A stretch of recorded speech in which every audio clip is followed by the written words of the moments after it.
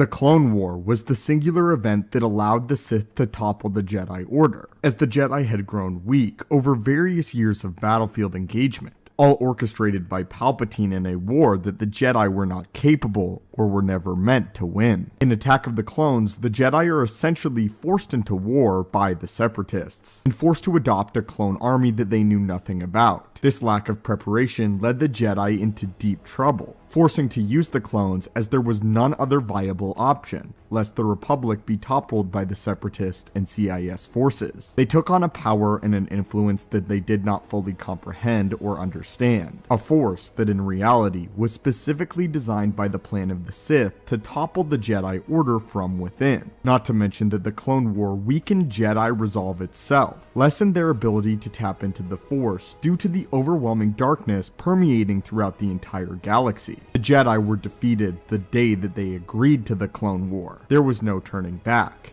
They were no longer protectors of peace and justice throughout the wide galaxy. They were warriors, and in some cases, they were even fearmongers. The Jedi, in a sense, abandoned the traditions of old, permanently tying themselves to a Senate and a Republic that did not hold the same loyalty and respect that the Jedi had sworn to them. The Clone Wars resulted in the entire galaxy as a whole turning their back on the Jedi Order, and the same Republic would later exterminate the Jedi without hesitation and without regret. But what occurred with Jedi that had the foresight to abandon the Clone War? What became of Jedi that refused to fight and refused to engage? Were their fates any more favorable than the thousands upon thousands of Jedi that resolved to fight and win the war for the Republic? What happens when a Jedi refused to fight? There were many Jedi that were staunchly against the Clone War, most notably in Star Wars The Clone Wars the Jedi Padawan known as Barriss Offee, who resolved to take a more violent approach in protest of the Jedi Order, explaining that they knew not what they were getting into, and that the Council were utter fools, although Barriss slightly embraced the dark side of the Force, and her more murderous tendencies in order to make a point. The truth of the matter is, she did have a point.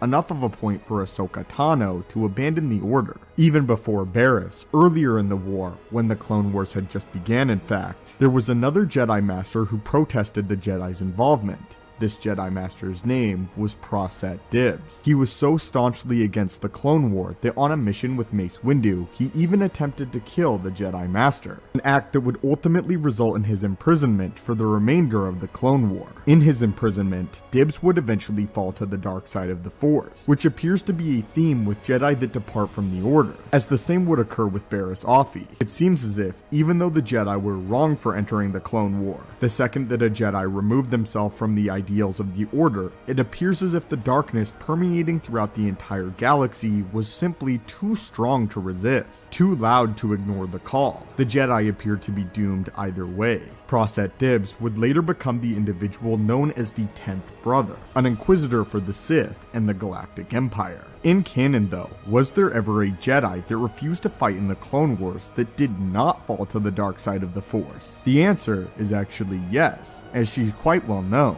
One of the masters that was staunchly against the Jedi's involvement in the Clone Wars was none other than Librarian Jocasta Nu. Unlike those that turned their back entirely on the Jedi Order, however, Jocasta Nu continued her role as a Jedi librarian, giving the Jedi any knowledge they desired or needed over the course of the Clone War, but refused to become directly involved in its affairs, as internally she was very much against it, partially because of her deep-seated love for the Jedi Dooku, believing somewhere within herself that he could not be entirely evil. Jocasta Nu would fulfill her duties as the Jedi librarian, until eventually being hunted down and executed by Darth Vader, post Revenge of the Sith. In Legends continuity, there was actually a group of Jedi that refused to fight in the war, known as the Dissident Jedi. This group outright left Coruscant and the Temple after it was revealed that the Jedi had plans to engage in the war full scale, becoming warriors and battlefield commanders. One of the main Jedi that was a part of this organization would be a survivor of Order 66, known as Kakruk. Another notable Jedi, in fact the leader of the Dissident Jedi, was named Sora Bulk. Unbeknownst to the rest of the members of this group, however, Sora Bulk had fallen to the dark side of the Force mere months following the Battle of Geonosis that would kick off the war, with Mace Windu and the rest of the dissident Jedi attempted to be assassinated by Bulk. It's clear that Jedi that fall to the dark side really do not like Mace Windu. Back on track though, once it was revealed that their very leader had fallen to the dark side of the Force, the dissident Jedi resolved to rejoin the Order, although this was not their original intentions, and they wanted to foster the original traditions of the larger Order by not joining in the war. The betrayal of their leader was enough to draw them back into the arms of the Order at large. The sad truth and fact of the matter is, not very many Jedi over the course of the Clone Wars refused to fight.